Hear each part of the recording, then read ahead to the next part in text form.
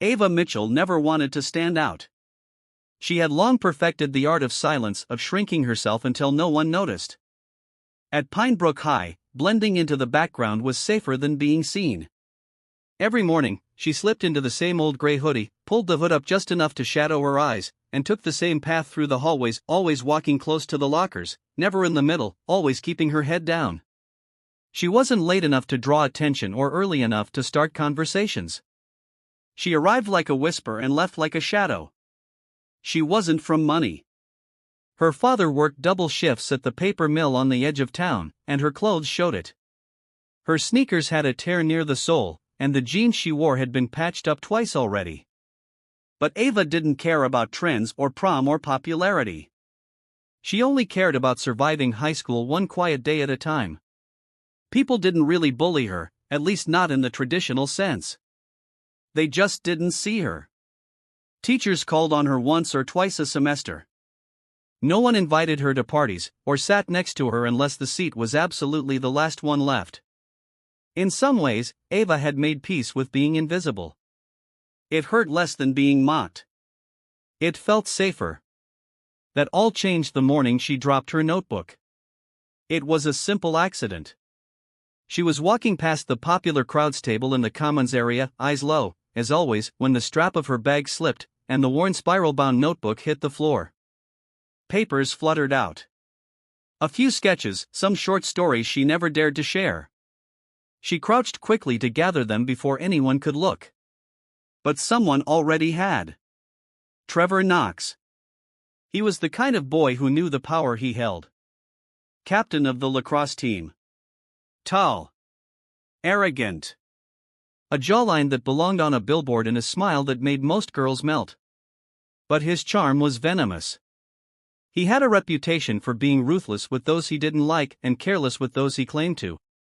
He picked up one of her pages, the corner still torn. "What's this?" he asked loudly, holding it high as if it were a dirty napkin. Ava stood frozen, heart pounding. Trevor read a line aloud from the page, a line from a story she'd written, one she never planned to share with anyone.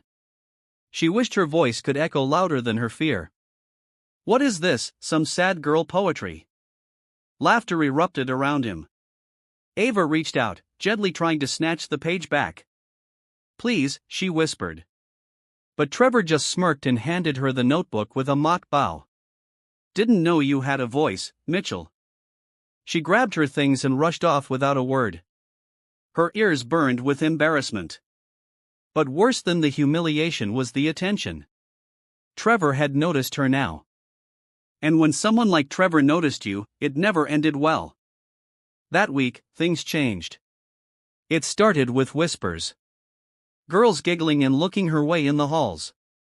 Boys nudging each other when she walked by. It felt like being hunted. On Wednesday, she found a note stuffed in her locker. "Trevor wants to know if you're single." Winking face. It made her stomach twist. On Thursday, she left gym class to find her locker had been tampered with. Her hoodie was gone. In its place was a lacrosse jersey with Trevor's number on it. Some sick joke. She didn't say anything. She didn't have anyone to say it to. That Friday, it reached a breaking point. Ava entered the cafeteria, already on edge. She hadn't eaten much in the past couple of days. She just wanted to grab her tray and slip away to the corner. But Trevor was waiting. This time, he wasn't alone. Two of his friends flanked him, grinning like wolves. "Hey, Mitchell," Trevor said, his voice too loud, too amused. "Changed your mind yet? Or still playing hard to get?" Ava's lips parted, but no words came out. She looked around for a teacher. There wasn't one nearby. Trevor stepped closer. "Come on. Just say yes. It'll make a great story." Beauty and the Mute. Laughter again. Ava clenched her tray, trying to step past, but one of the boys bumped her shoulder hard, sending the food flying. Pasta, milk, and applesauce splattered across her chest. She froze. The cold soaked into her thin t-shirt, sticky and humiliating. The room had gone quiet. But not kind. And then one of them grabbed the collar of her hoodie. "Rie up. The sound was sharp. Her hoodie tore halfway down the side. The shirt beneath clung to her body, soaked. Her breath caught. Her eyes blurred. Gasps. Whispers. A few cruel giggles. And somewhere nearby, the click of a phone camera. Ava stood there, chest heaving, fists clenched, heart thundering. She wasn't just invisible anymore. She was exposed. But something inside her, something buried, something silent for too long, snapped. She looked up. Not at the floor. Not away. But directly at Trevor. And in that moment, everything began to change. Time slowed. Ava stood still in the cafeteria, her chest soaked, her shirt clinging to her ribs, her torn hoodie hanging awkwardly off one shoulder. Her face burned, but not with shame this time, it was something hotter. Something she had never let herself feel before. Rage. Pure, bone-deep, blistering rage. She looked at Trevor, really looked at him. His smug grin twitched slightly when he saw she wasn't running away this time. His buddies chuckled behind him, nudging one another as if they'd just scored a point in a cruel game. And behind them all, the students of Pinebrook High watched. Some had their phones up. Others had their mouths open in shock. No one said a word. That silence was Ava's answer. She stepped forward, not away. Her soaked sneaker slapped loudly against the tile floor. She walked to the nearest cafeteria table and, with both fists trembling, she hoisted herself up on top of it. Her knees shook. Her chest rose and fell. But she didn't flinch.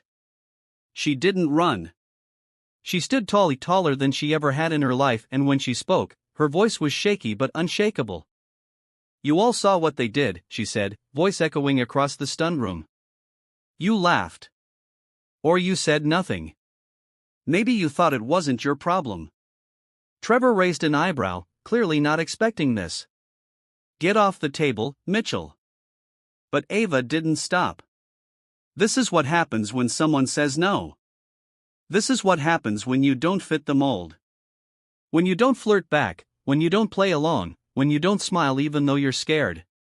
She looked down at her torn clothes. Then back at Trevor. "You think this is funny?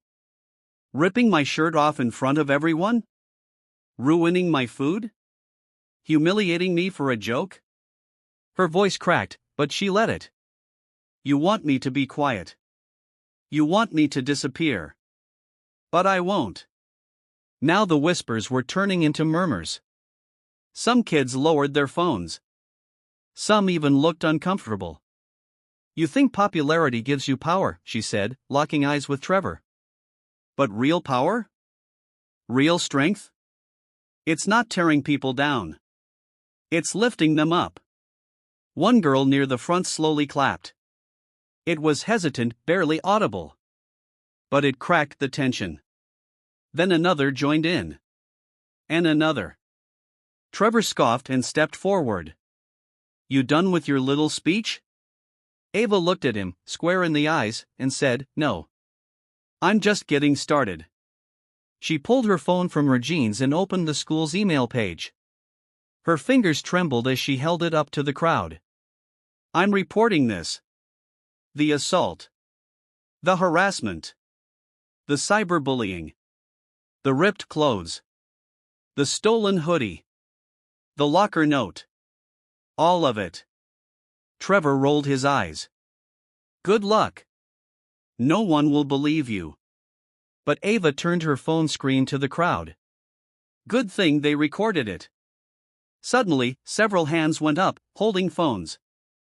"I got the whole thing," someone said. "Me too. I'll send it to the principal right now." The tide had turned. Trevor's face twisted, the cocky grin now replaced by something else, uncertainty. His friends stepped back, suddenly not so amused. A teacher rushed in, finally noticing the commotion, but it was too late. The damage was done. Or maybe, finally, the healing had begun. Security was called. Trevor and his buddies were escorted out. The principal held an emergency assembly that very afternoon. Ava sat in the front row, still wearing